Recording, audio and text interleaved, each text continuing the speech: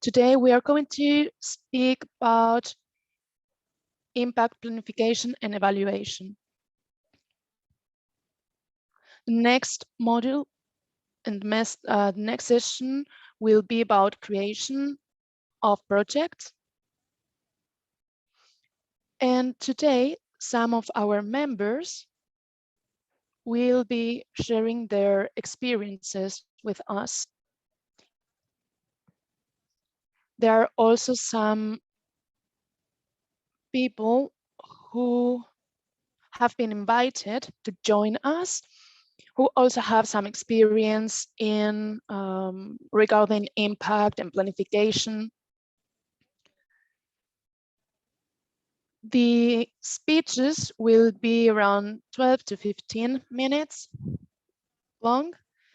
And Marta, Leidy, Francisco, Claudio, please be aware of this noise, since we will use it to let you know that you have to come to an end.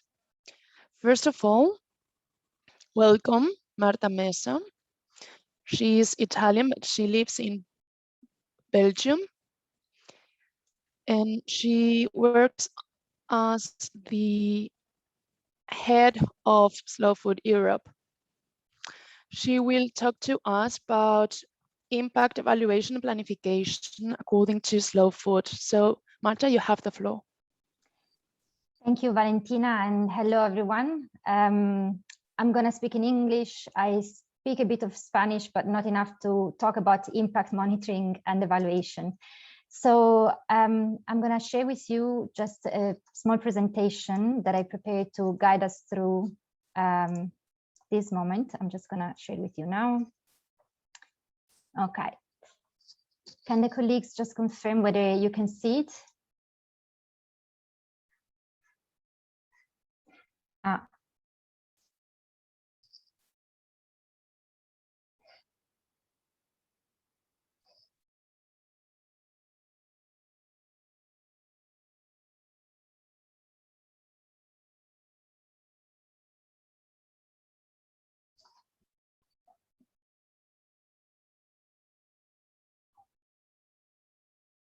Okay, I think he said perfecto. Let's see.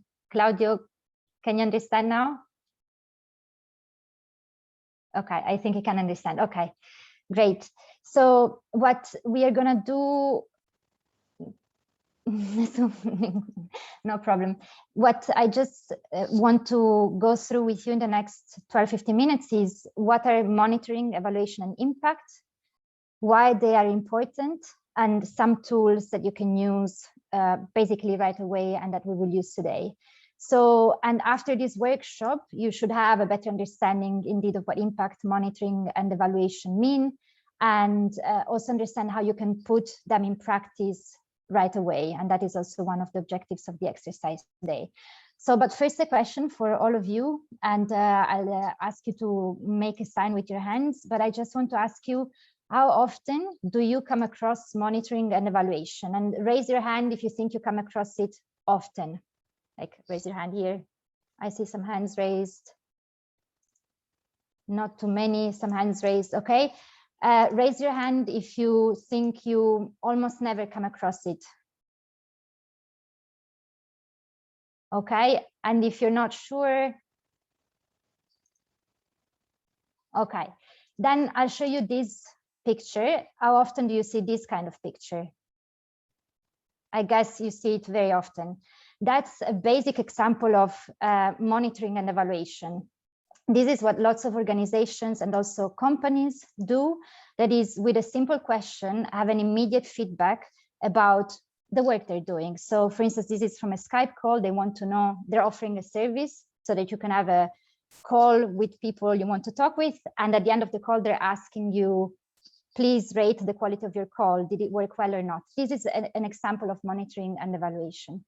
So now that you've seen this example that we come across every day, in very briefly, monitoring is really having an eye, keeping an eye on the work you're doing, evaluating whether you are doing what you had in mind, whether it's working well, whether you're achieving what you had in mind with your specific activity, and measuring the impact. What happened as a result of my project, of my action, of my activity?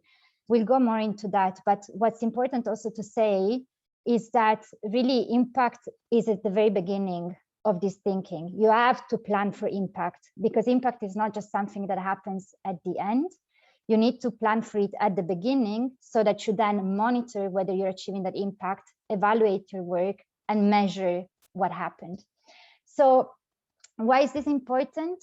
First of all, for a self-assessment. So it's important for ourselves to understand, are we working well? And it's a way of improving. So it requires a bit of work to start working in an impact-oriented way, to plan for impact. Monitoring takes also time, but it's really a way of investing time to understand that we can improve our work. And the other reason why it is important is that with the results you evaluate, you can communicate also to others what you're doing. And here I give you an example from our own work as Slow Food. This is like on the left-hand side, you see from a report that we wrote quite a few years ago. We didn't go into the details. We were just saying the Slow Food Network mobilized around land grabbing in collaboration with other civil society movements. And that was the end of what we had to say on that activity. More recently, we prepared a similar report, but using what you will see later, an impact form. So asking specific questions. And this is a lot more interesting. It says, so this specific project on land grabbing had as a main objective to build the capacity of peasants. So we carried out awareness raising activities and collected evidence to inform policymakers. And what happened is that communities were stronger, local communities understood better policies and engaged in debates, and local and national authorities respect the community rights to practice agroecology, and that has reduced the threat of land grabbing. So it's a lot more interesting. It tells a much more complete story to have that kind of information and to put it on paper, both for your own members, but also for partner organizations, for sponsors, for funders. So it is really important for our own self-assessment and for others. That is also why, as Slow Food, in the call to action, I think you've come across this picture. If you want, we simplify the language, and we also try to show right away what we're trying to achieve as impact. So we defend cultural and biological diversity so that more food producers, food makers produce good, clean, and fair food. We educate and inspire so that more citizens choose good, clean, and fair food. We wanted to, in a simple way, which is, we know reality is a lot more complex, but say we're doing this because the final thing we want to achieve, the final impact we want to have is good, clean, and fair food for all. So here is a short overview of some of the tools that you can use for planning, monitoring, and evaluating your impact. So there are two main tools to plan. One is that we're using as Slow Food, the action logic, and the other one is the stakeholder analysis. Then there are others, but I think these two already go quite a long way to help us plan the work. And the action logic is basically all the different things we need to do to achieve the impact in the real world. So if you look at this image, you see there is a sketch of the world in the background. In the needs are basically the needs in the real world, like farmers not having access to land, people not having access to food, and the power of multinationals. And impact is also what happens in the real world. Everything that is in this pink bubble is our work. So it's the activities that we do. And but we need to inform our activities on the needs of the real world. We carry them out, and then I'll go into the details of this. And the impact is what happens in the real world. It's not just what we do. For instance, we do the event, but the impact is what happens as a result of the event. What did people learn? Will they change their behavior? Will they buy food in a different way? And what impact will that have in the long run? So this is just a slide that articulates a bit more these different steps, if you want. So what is the real world challenge? And so as a result of that, what is it that we want to achieve? What resources do we need? What will we do? What will happen? And these are all the steps to impact. And we will look into that. But for instance, if you think of the lack of knowledge about food, you could say this is a need in the real world. So we want to have people more knowledgeable about food. We find the resources to organize an event. We organize an event. What happens? We hold the event and 3,000 people participate. And what happens as a result of that? These people go back home, and maybe over time they start to buy food differently. Just one note for you here: do not worry too much about the names, activities, outputs, results. I'm saying this because depending also on projects, on funders, on organizations, these names are used in different ways. The main thing to know here is what we do is in this pink bubble, but we need to relate to the real world. We need to make sure that things have an impact in the real world. So this is for you later. We don't need to go through this. It's just, again, summarizing what I've been saying. And this is the stakeholder mapping or stakeholder analysis, which is another tool. I will not go into the details of this because Valentina and Caio were telling me that you already use this, but just as a reminder, this is a very useful way of understanding who are the people that I need to target in my actions to make sure that my action has the greatest impact. So it's about really being focused on the people that are our allies, the people that we need to convince, the people that the decision makers we need to engage with, and it can help us decide on where do we focus our energies. So we saw just now the tools to plan, the action logic and the stakeholder analysis. The tools to monitor are mainly two. I'm trying to simplify things here because of the time, but there are the key performance indicators and the key impact indicators. Now, there are two important words here. Indicators, so it's something that is telling us, okay, this is what you're achieving. Key means we choose a few indicators that tell us that we're doing a good job or that help us understand. So we do not need to monitor everything. We need to monitor on a few things that tell us whether we're working well or not. Now, what is the difference between performance and impact indicators? A performance indicator is a measurement of the activities we control. So it's a measurement of the activity in the pink bubble. So I organized an event, I created a market, I organized the training, I created a slow food presidium. This is a performance. This is a key performance indicator. The impact indicators is what happens in the real world beyond our control. So it's, if you think of, again, the image you saw before in the action logic, is the space beyond the pink bubble, the space on the world. And this is where we should demonstrate the effects in the real world. There can be a number of impacts, short-term and long-term, and sometimes they're indirect. We, of course, we do not operate alone.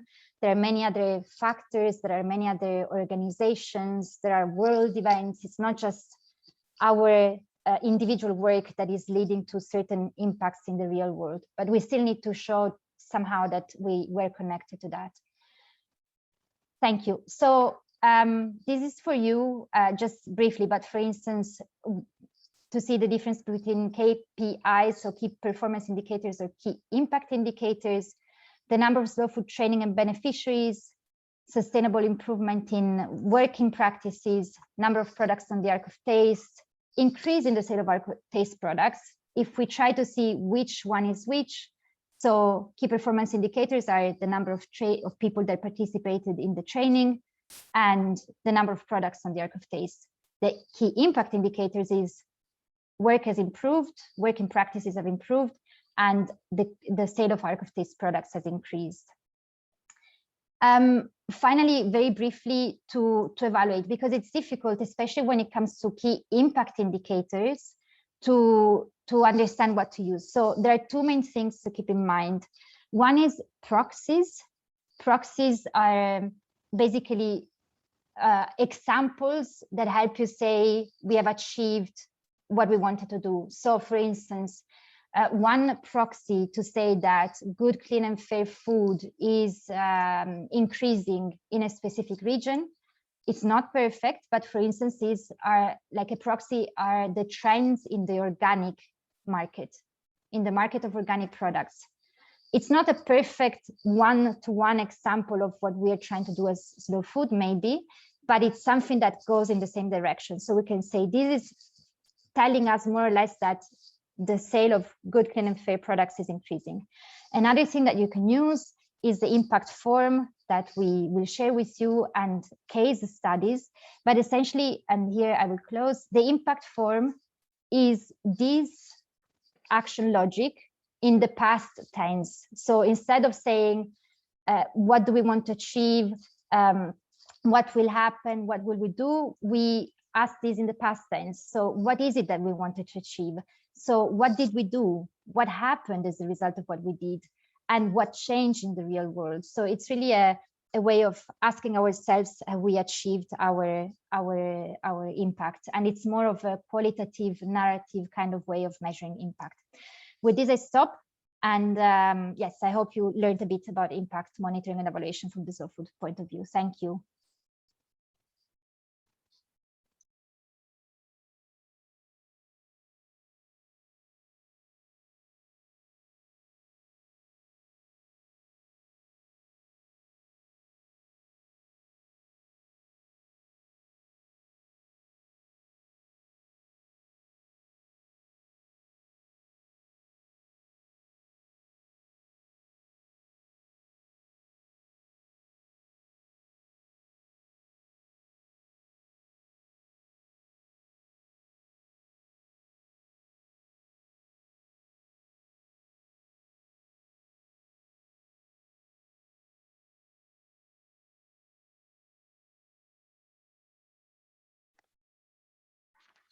It is very important to have the tools because the impact is part of this year, and it is to send it to all the networks.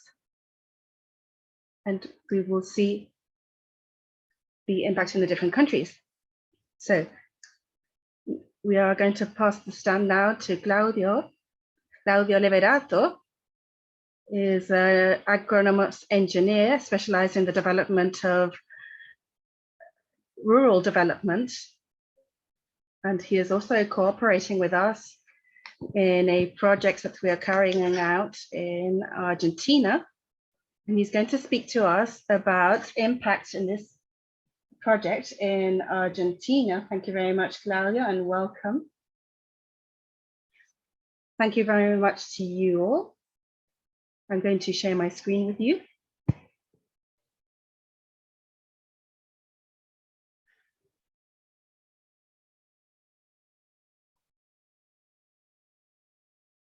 We're going to start with the first slide. I'm just going to share my screen.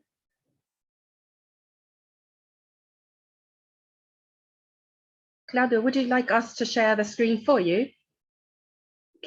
Can you see it now? Can you all see the screen that I am sharing?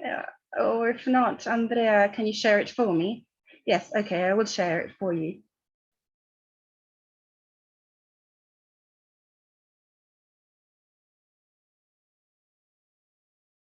on slide 1.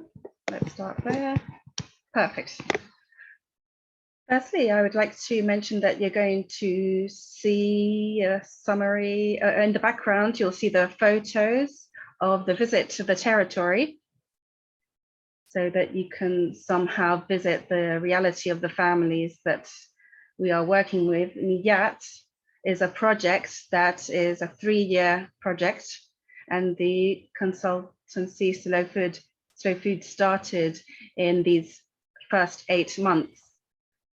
The Gran Chaco in Argentina is located in the north of my country, in the northeast, and it covers 3 provinces, Formosa, Salta, and Chaco itself. The climate is subtropical with a dry season. It's quite a hot climate, and in the summer it does not rain. So we have nearly 6 months of quite a strong drought, and temperatures which in a high percentage of the year are above 40 degrees. Next slide.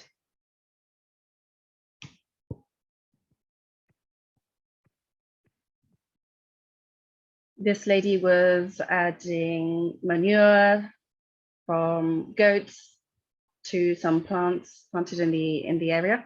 The project NIYAT, as mentioned recently, it is the indigenous leadership of the construction of new ways of local governance for the recognition and access to rights of these communities. The project has 3 modules: indigenous governance, intercultural bilingual education, and food safety, which is what we're working with the technical team in the territory.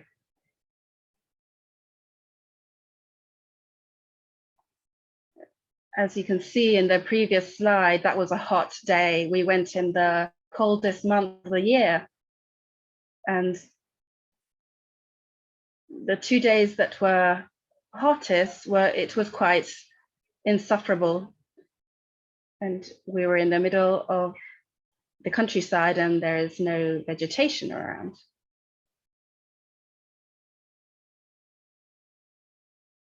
A sentence that really impacted us when we read the project, which was approved and is financed by the European Economic Community. And it is that Argentina's indigenous, rural, its population is indigenous, rural, young, and women.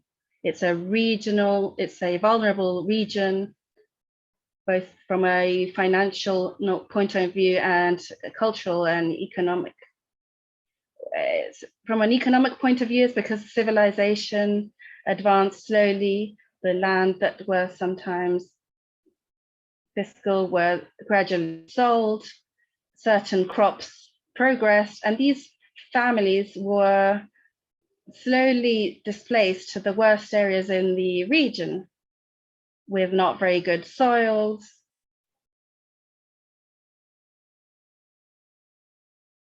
And because of the culture of the civilization in general, slowly they abandoned their own customs and cultures.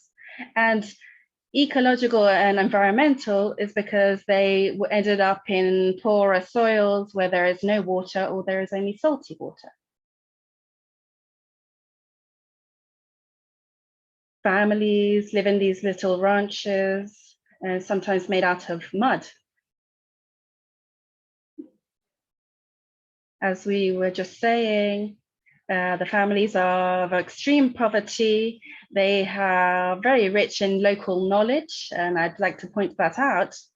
But the region is hostile, where a lot of that knowledge lost utility because people migrated from one region to another. They were hunters and gatherers, and they began to start to stay in one place, and that changed all of that. This is a provincial or national building that channels water from a river, and there are community wells where people can access the water.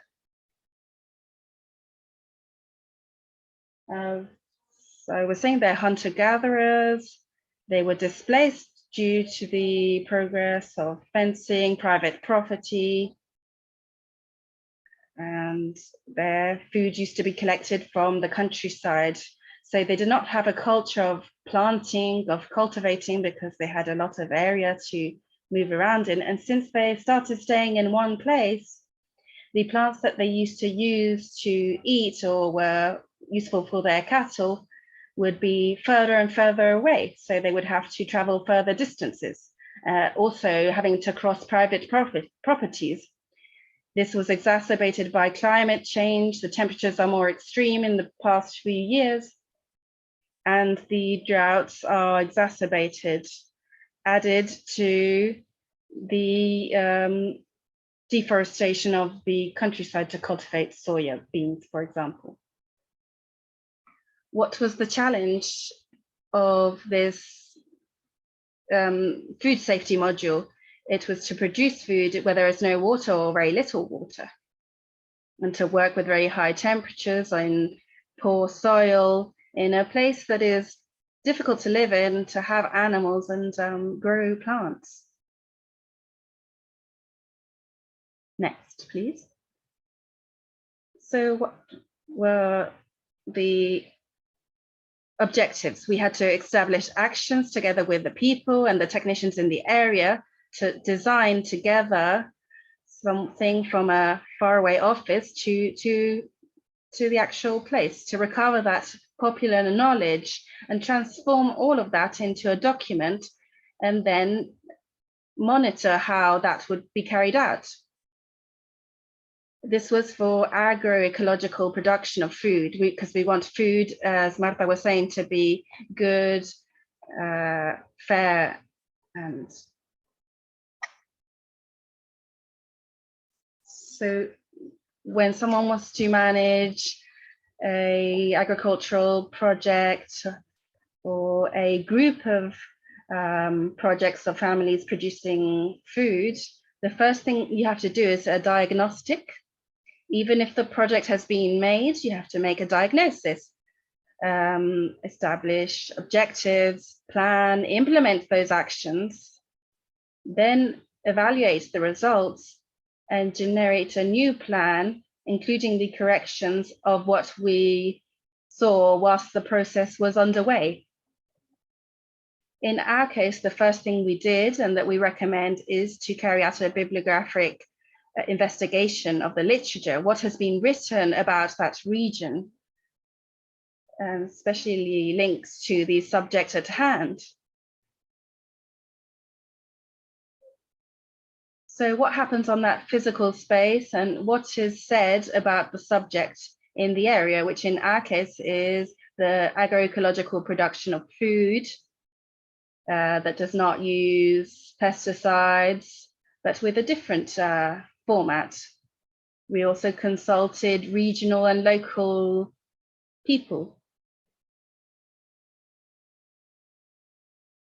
So tools to train and plan. Search for literature on the theme of the project and the region, consulting local and regional experts, organizing meetings to speak with the families and the technicians that have been working there for many years, and to have those workshops, because we were in the pandemic, they had to be carried out on Zoom, except for one trip that we were able to do, even though some provinces were closed and there was COVID in some areas, and all of that to carry out a mission in a sector where we were able to interact with the experts and the families. Next, am I going too quickly? Can you understand me?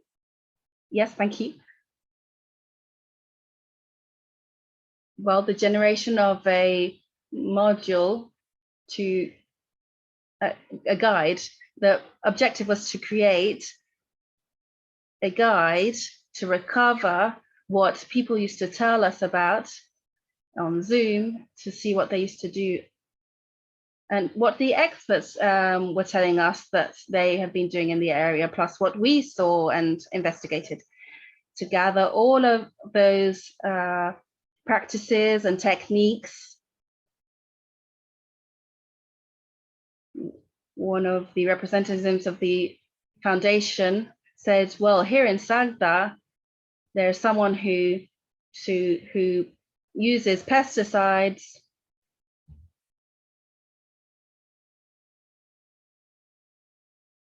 and then we comply with the objective. That's not part of sustainability. That's not agroecology. That's not organic. We follow the difficult path to help spread the word and put it into a material that they can use, the experts together with the family, and for it to stay in the area in a free manner.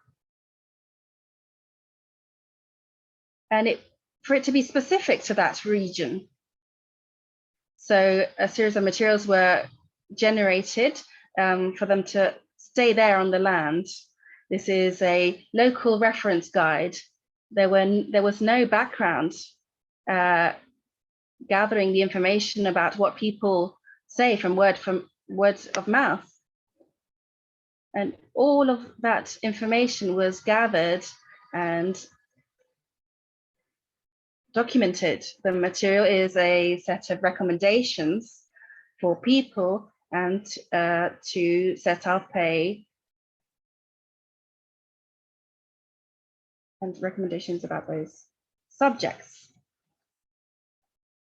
Now, in order to measure sustainability of the project, it is necessary to determine critical points. What is that? It is to read between the lines with all this baggage of things. What are the most sensitive issues that by modifying them or working on them may generate a greater impact? So critical points. We see that there are a lot of aspects in the productive family, but there are some that if they are worked on will generate a great impact. In our case, it was mainly the issue of water, which was the king, and the creation of cercos, because these cercos would help, fences would help prevent animals from coming in, which would destroy the crops and all the hard work in just one night. Where can we find those critical points? Well, in the literature, reading at home, what has been written about the area, what is the characteristic of the soil, how does it rain, what are the people like in these indigenous communities, all of that.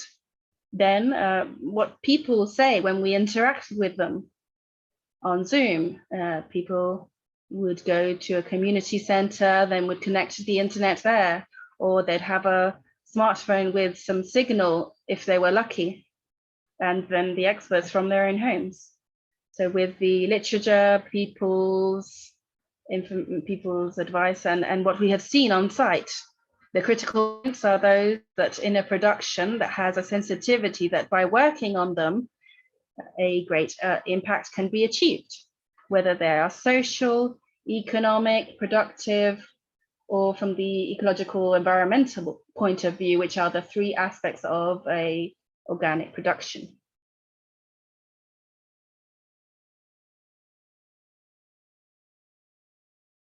So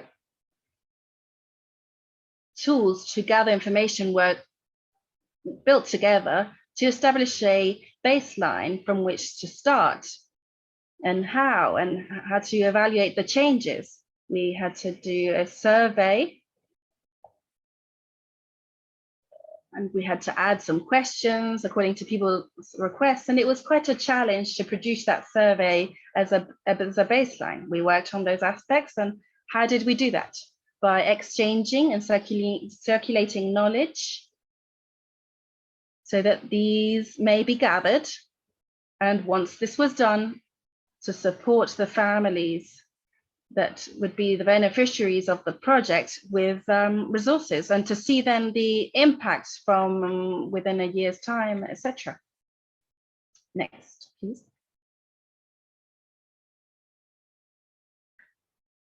Another issue was that we realized that the critical point was water. And it was a technique to conserve water or to make a fence?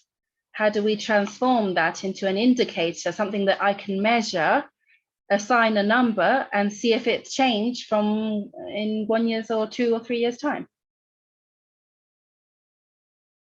And this photograph was from a lady who lives near Pompeya, a small village in the countryside, but this village had water. And the previous year, they had tried to produce food, kitchen garden in this case, and they had been very successful. They had been able to grow their plants, keep their own seeds, and extend the surface of the crop. And she was now selling. People would go to that house to buy vegetable, because most food comes from other areas except for the goats that are reared there. I wanted to tell you that I was quite surprised by the fact that there was a lady who had a small vegetable garden, a small productive module, and who had also tried the previous year, and she had no seeds. And what she was doing was to sell some craftsmanship, very beautiful craftsmanship. And she had sold them, and she had gone to the village to buy seeds. And she was very proud that that kitchen garden had been created by selling her craftsmanship. She had been able to buy the seeds thanks to that. So one has to assess and evaluate that as well. That's also a positive impact. So going back to the presentation, the indicator has to be something measurable, not objective. The scale is recommended from 0 to 4 or 1 to 5, or with little options, so that the professional or the expert can observe or detect it, as well as the families, something that anyone could understand.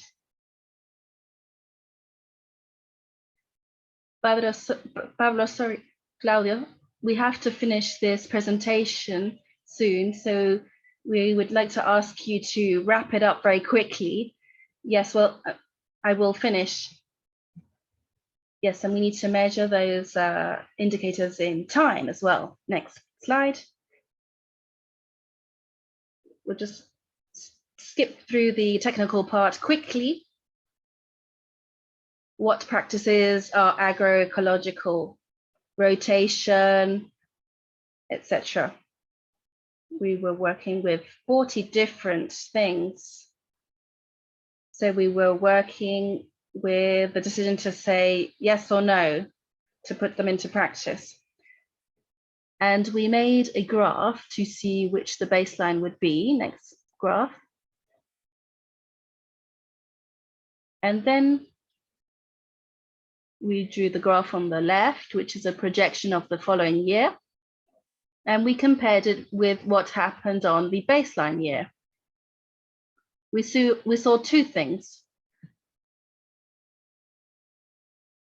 0.8, the experts could not, they didn't know how to assign it. So we'd have to reformulate that question. They did make progress on 0.4, and they went backwards on 0.3, and this gives us information on what happens from 1 year to the next. I do apologize for going on.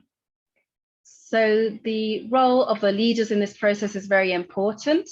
We have to look after the leaders. We have to accompany, support, and value basic actions. And getting it right or wrong in terms of the determination of the critical points can be really critical in terms of the success of the project.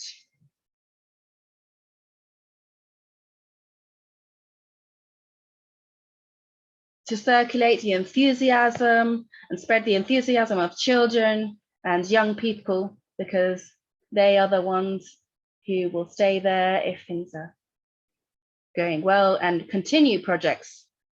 Always think big, but start small, sharing, and always cultivating, planting. And thank you very much. I'm sorry for going on.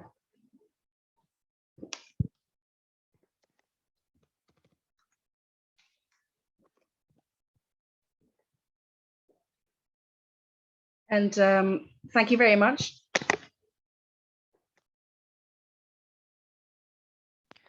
We know it's difficult to tell everything we want in a few minutes, but it's been really interesting.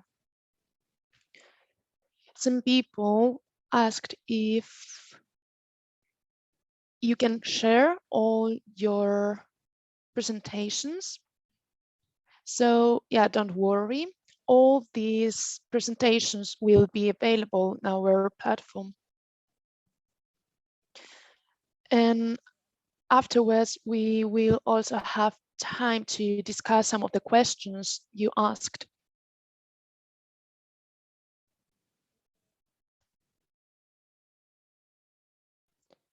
So thank you very much, Claudia. Now, Lady Casimiro has the floor. She's Cuban. She's a specialist in BIOMAS projects. She works as a professor in Socioecological University, and she's also an activist. So welcome, Lady. Thank you for being here with us. Thank you, Valentina. Good morning and good afternoon, depending on where you are.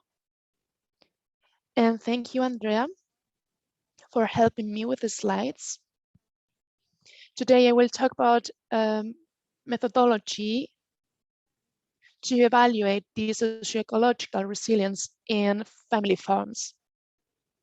We have used this methodology in some rural areas here in Cuba to assess the impact, and also as a diagnosed methodology in some other slow food projects.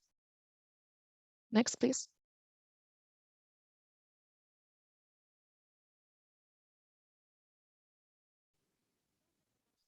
So when speaking about socioecological resilience, it's also a way of measuring sustainability, since it is the ability that food systems have to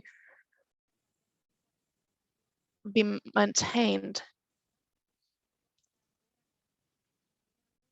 and to adapt to new situations, to overcome challenges and maintain the agricultural production in collaboration with culture, social organization, need satisfaction, among other things. We call it the MERS methodology, and we implement it in farms by using some information, some seeds that I will share with you afterwards. After that, we evaluate some indicators, some quantitative, measurable indicators, and using the outcome of that information, we will do a participative analysis with the community, with families, in order to create some transitioning strategies. And after that, we implement those alternatives and local strategies. This is a cycle. So when the year finishes, we start collecting the data again. Next, please. So as I mentioned, we will measure some indicators and that will give us some indexes. We will have 3 different indexes. The people who are fed with proteins and people fed every year of energy. Finally, the percentage of food produced in that family farm. Thus, we can measure the self-reliance of that family. In this case, the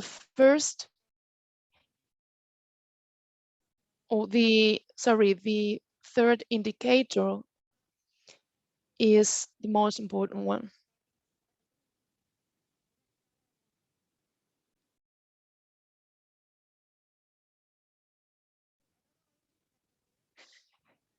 There's another index regarding technology sovereignty. And thanks to it, we will see the capacity that families have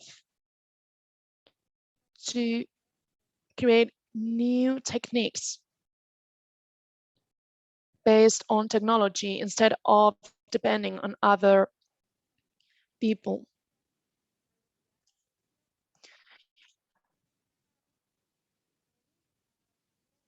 We have different indexes, such as the land use index, among other things.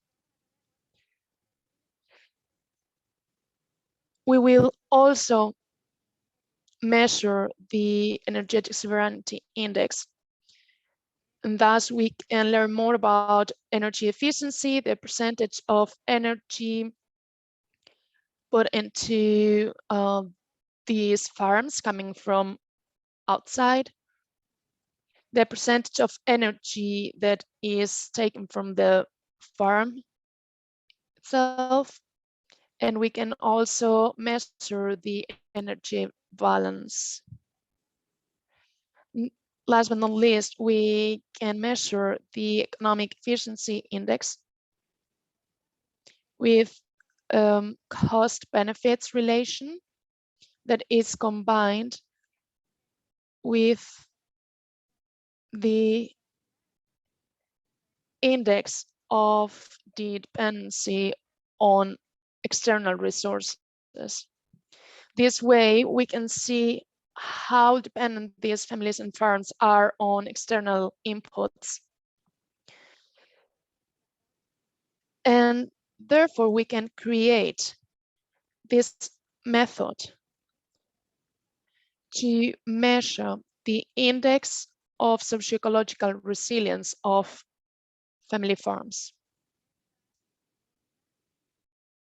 We have a rank that determines the resilience of that family farm.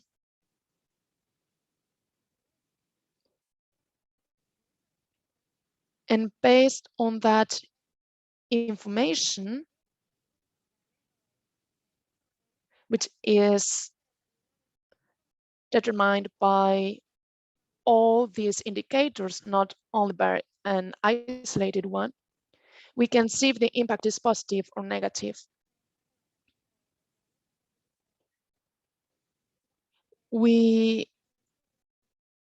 have always wanted to stress the positive and negative elements in these projects and experiences, since we believe it's really important that families and communities are part of the whole experience and can carry out activities as well.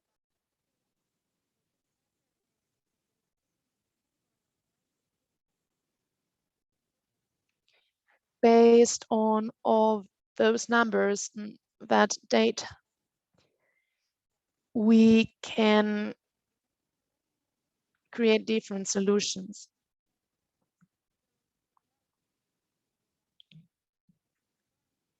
We did study during 20 years in the Finca del Medio,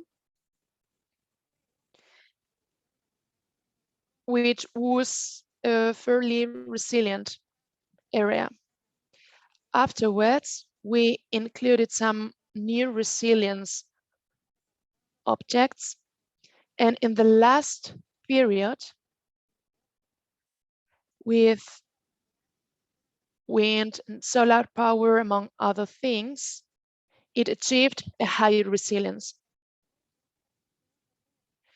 We just have a few minutes to talk about all these things, but I would like you to have this table to see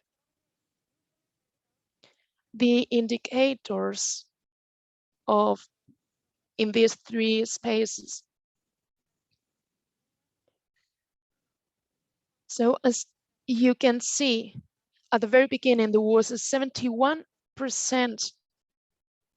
dependence on external inputs, but this has progressed until the last period where this percentage fell to 1%. In this other example, we can see how a family used different techniques and got advantage of technology and renewable energies.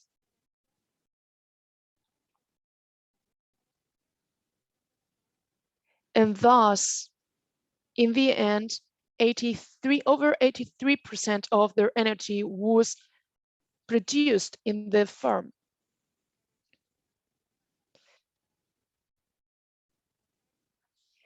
And from 2021,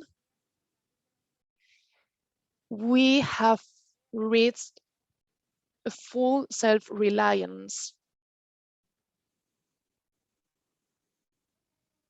And we are no longer dependent on fossil fuels. So as you can see, peasants get new resources, are given new resources in order to improve the resilience of their lands.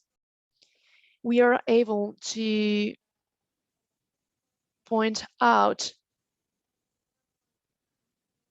key elements. In Cuba, we have found many issues such as the exodus, the lack of workforce in this sector, food waste, among other things. But we have also found out positive elements with high self-reliance indexes. These farms are also more diverse, have more diverse seeds, and they preserve products better than other farms.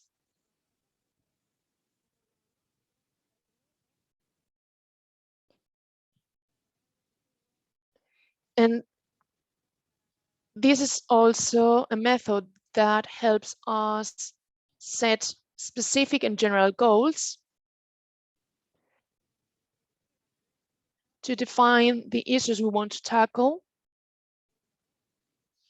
and to monitor the whole cycle.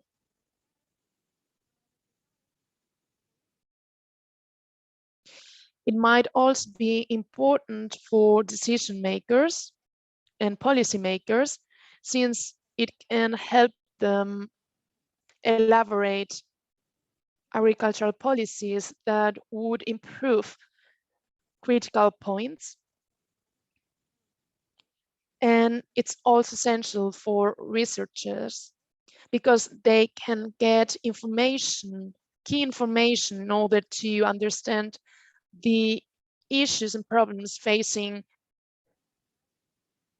the familiar family socioecological systems and their resilience. As I said before, I will share some tools, some basic tools with you, such as the sheet I showed you before.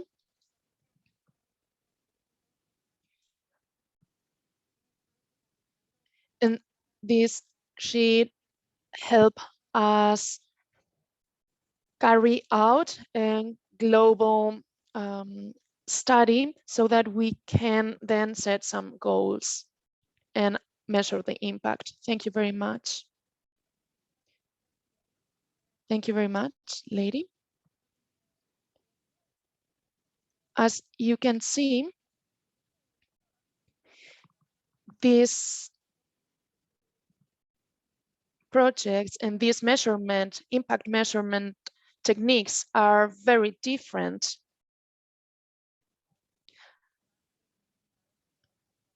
Some of them are quantitative and some other qualitative.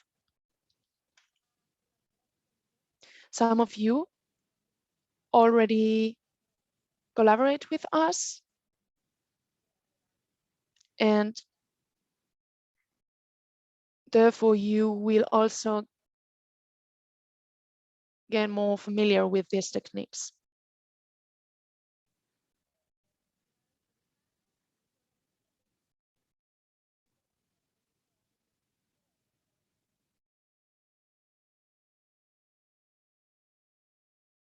He is also the founder of Bodies of Development and Sustainability.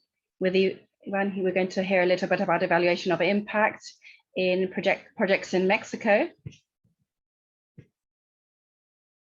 It's been an organization that evaluates the impact of projects in Mexico, financed by the Foundation.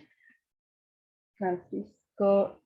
Ivan, sorry, thank you very much for the invitation. We're in Mexico this morning. I assume it's the afternoon for you. If you'll just allow me to share my screen, it's not a presentation as such, but it's our report that's been published on our website. And I think it was the best way to show, with the limited time that we have, how we work here in Paros. Just going to go towards the end. It is fundamental every time we do evaluate impact. Our approach has been inherited from the social political policies in Mexico. It's planification based on results. So when we carry out an evaluation, we establish what the objectives that a certain program wants to achieve. In this case, what did Slow Food Mexico want to achieve, specifically in Chiapas? What are the actions that we want to carry out but due to that objective in order to achieve it? What is the expected impact? And from there, we can guess what is the best methodology that best adapts to the type of impact that we want to achieve. It can be qualitative, quantitative, in such a way that we can have an approximation of a mix, and not just from the figures, but also from the interpretation of qualitative measures. And this is a combination of both that can complement each other. From there, we establish a target population, and we design the indicators that we believe in dialogue with the agent operating the program to see what are the indicators that are in line with the actions to be carried out and also with the objectives.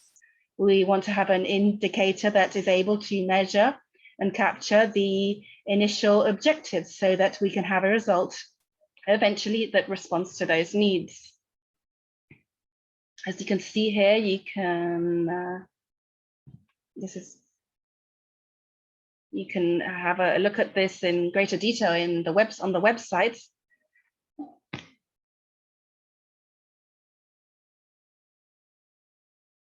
And under materials and methods, as I was mentioning, we base ourselves on a mixed methodology. In this last evaluation, we have previously in 2018 carried out a only quantitative evaluation, but in this one that ended in 2020, we had the opportunity to develop an evaluation that was mixed with quantitative and qualitative methods. we're economists on the paddle team. Many of the scenarios were orientated towards impact in terms of the income provided by slow food. One of the most simple measures is to measure poverty through the poverty lines, which measures the number of calories that a person needs to live.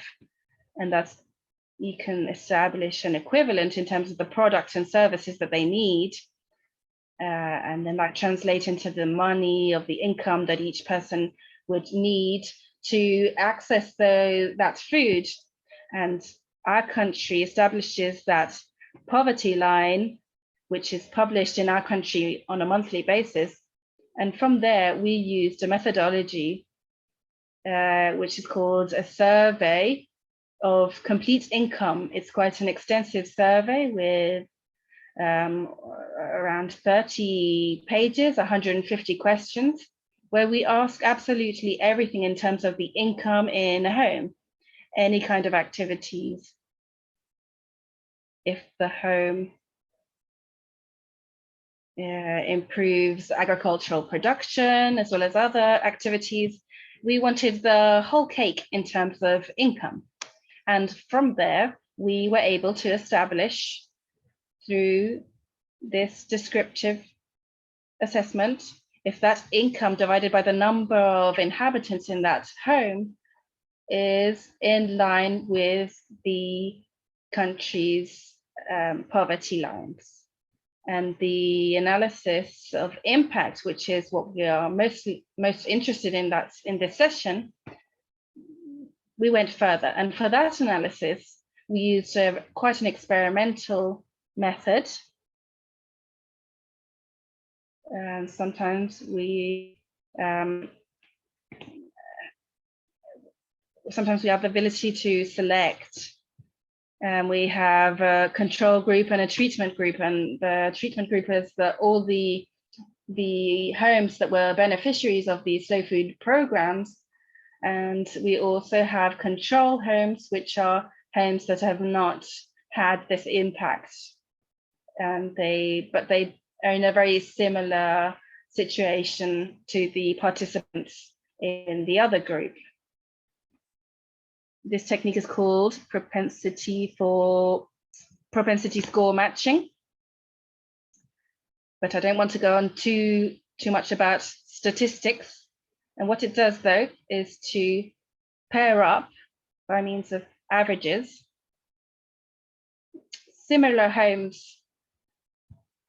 And then from there, it creates a propensity index. That's the impact of an independent variable, such as income, monthly per capita, what might reduce the levels of poverty, what the nutrition might be. We can establish the variables that can be continuous or not, or establish the impact generated by them. That is one of the scenarios that we have. Another thing that we have done in the assessment, in this evaluation, this time we decided in the case of Yucatan, since we had already done an evaluation in 2018, we had the advantage that we could carry out a study that was not a cross-section study, but a longitudinal study in time. And we used data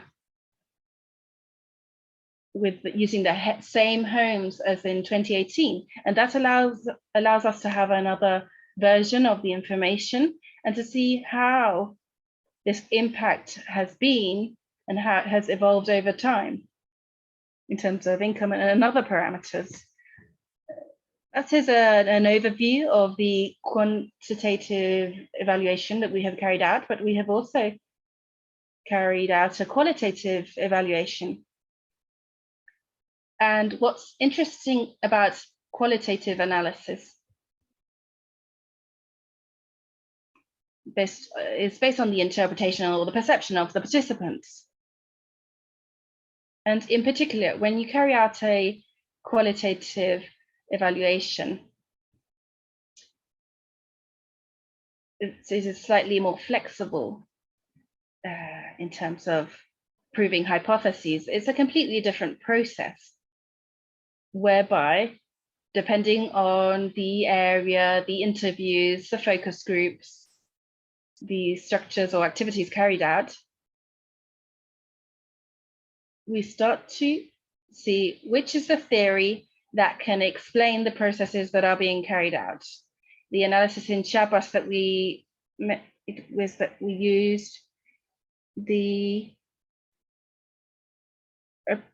appropriation with cultural identity, autonomous culture, and appropriated culture, as well as institutionalization. In order for a program to have success, when we're talking about technological innovation,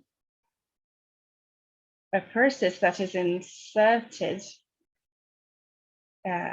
or a professionalization of an activity, or establishing all these protocols and processes, this involves the participation of the people involved, but it also talks about the level in terms of the use of these innovations per se.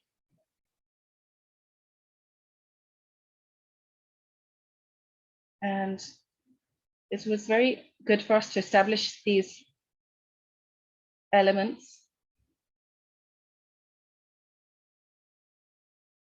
and to have a response which is much closer to reality through these processes, which are very difficult to measure quantitatively.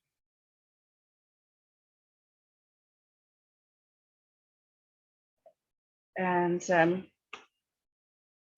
in terms of how this has been used and how the impact, and that can be applied to a qualitative technique. And Valentina, I love to speak. I don't know if we're on time. How much time have I got left, Valentina? Well, the dynamic is that Andrea is going to play a bell, a timer, and that means that you've run out of time. Well, Ivan, we should be finishing in 2 or 3 minutes. Okay, so I was okay for time then. To sum up, maybe we should look at the results a bit from this evaluation.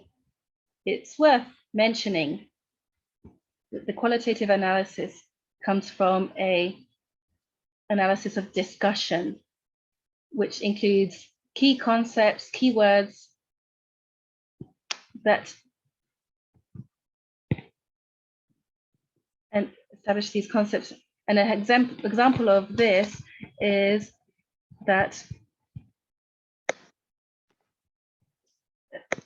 empowering, for example, they're the presidiums and how they all come together and how all that translates in terms of what people interpret and how it translates into investigative terms. And in the case of analysis, the quantitative analysis, there are some scenarios that are more statistics, obviously. Here we have the results for the propensity score matching, the percentage of reduction of food poverty. In terms of the project, it's reduced by 0.68%. We have the establishes what the variables are that's inside. You can see that the gender of the head of the home, the crops that they grow, the total number of animals. These are variables that begin to characterize a place. And from those characteristics, we can see what things they have in common and what are the differences between them. And I'm sure there's a lot of that questions generated from this, but this is a general overview of how we carry out the evaluation of impact. And it's a pleasure to be with you. If you have any questions, I'm here to answer them. Thank you very much. Thank you very much, Ivan. The group of participants is very interested in your presentation. Both the presentation and the links, we have a platform where we can bring all the material together. Thank you very much. It was very clear and very interesting. And thank you very much for your presentation. Well, now we will have a few minutes for questions and answers. For Marta, then Claudio or Ivan. You can write your questions on the chat to all the speakers, or you can ask to address the meeting. There are different times in different countries, but there are 20 minutes past the hour, and we will now have until past in the different timetables in different countries. Thank you very much.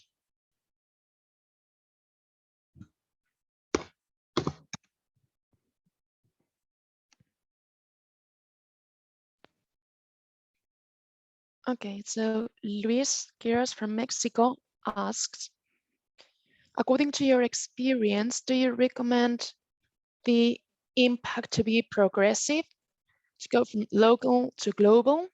First, Marta, maybe you could go first, since you are the most international one. Marta, if you are there, you have the floor. Yeah.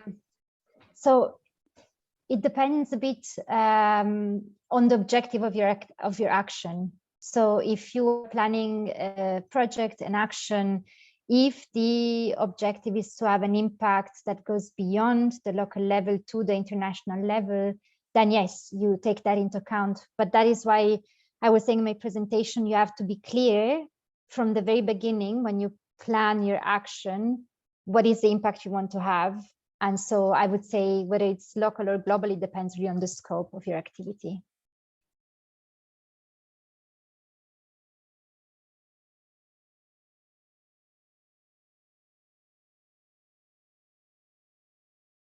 Thank you very much, Marta. So I'll share the next question. Karina would like to know if the communities and people involved when formulating the impact indicators, how were they engaged? Did they like this impact analysis? Were they inspired to create improvement strategies? Maybe Claudio could tell us about Gran Chaco and his experience. Well, first I would like to add something to what Marta just said. We should be careful. If we are talking about families experiencing food insecurity, we shouldn't set global international goals, since they will then be frustrated. It's important to know what the objective is and what the situation is in order to achieve more local or international approaches. So it's important to know the framework we work in. So could you please repeat the question? Yeah, so the people, how were the people involved in these indicators, in the formulation of impact indicators? Did they like it, and did it inspire and encourage them to create improvement strategies? Well, it's important to know that we were in times of pandemic, so our contact wasn't direct. So we needed families to be able to have access to internet, to go to places where they could have access to internet. And in this sense, families had or wanted to be engaged. We saw that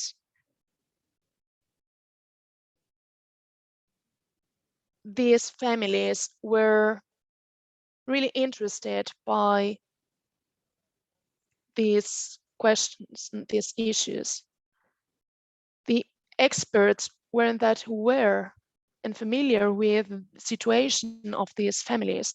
So it was really helpful, and we will need some time to evaluate the impact. Experts had been working with families before. Once we started to launch the project, so it was really helpful for us to create that contact between families and experts beforehand. We still haven't measured the impact though. Thank you very much, Claudio. There's another question which is a bit more technical. May from Uruguay asks, which were the cultives and seeds that had better adaptation, the crops that had better adaptation to climate, soil, and water scarcity? Well, we had to create those fences.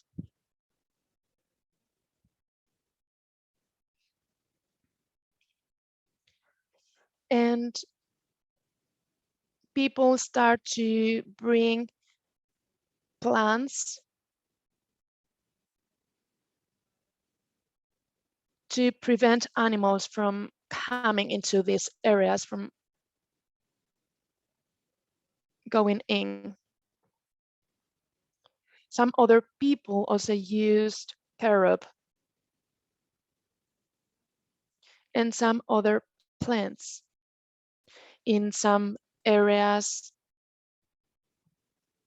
the mamon or the grapefruit were grown, but it depended on the area.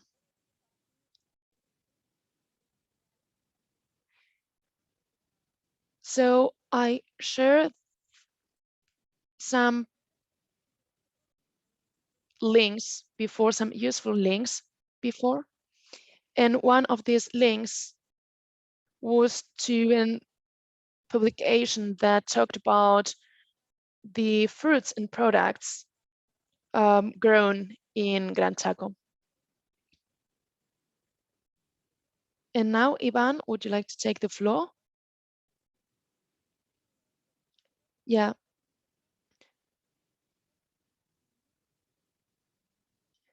Context vary a lot depending on the region, even if we are all in the same country. Historically, Chiapas have high protectionism towards people engaged in this kind of projects. They have very strong decision-making process. They know about the processes taking place, different activities.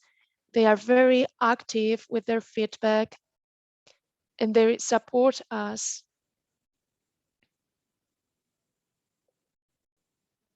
they support us a lot. They also invest a lot of time when answering our questionnaires. In Yucatan, things are quite different. The organization isn't as strong as in Chiapas because people aren't that familiar with it. So we visit their homes. We also created spaces for exchange.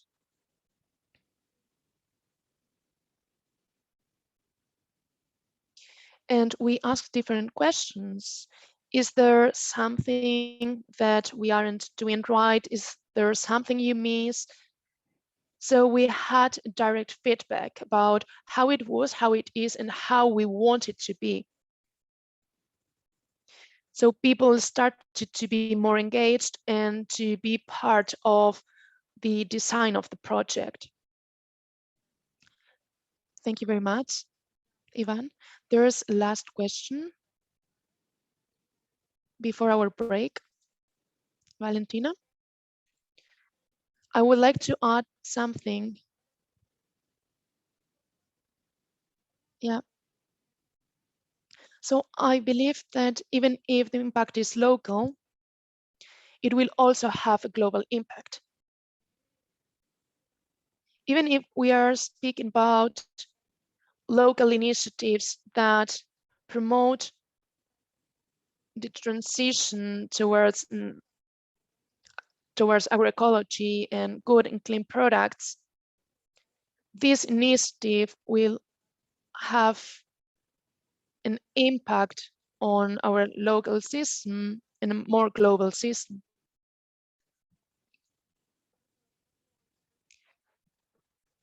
And it also helps us raise awareness in other communities.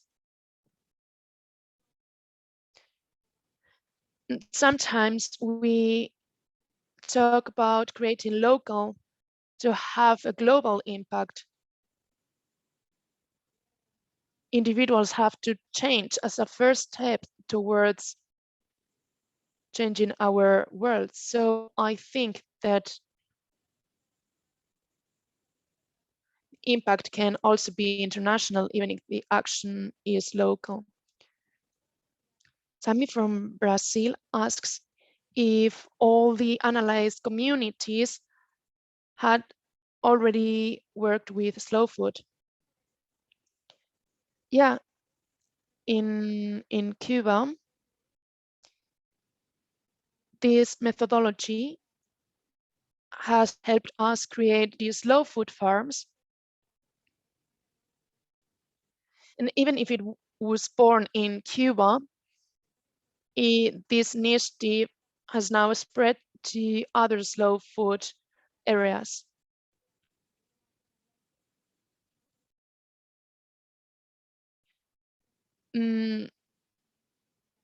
To be honest, it has been quite successful here in our country.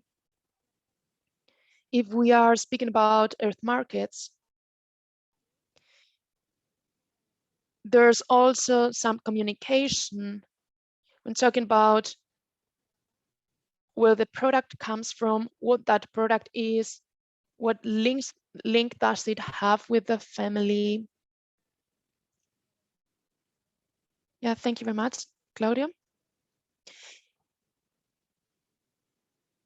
Yeah, so slow food had already been working in the area where the NIJAD project has been carried out. There were some proceedings already.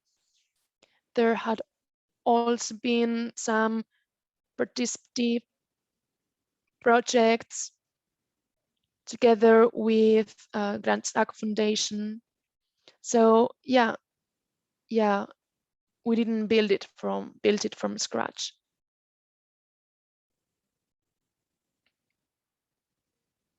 Yeah, in Mexico, both in Yucatan and Chiapas, things were quite different. These communities were working on something similar to the Presidium.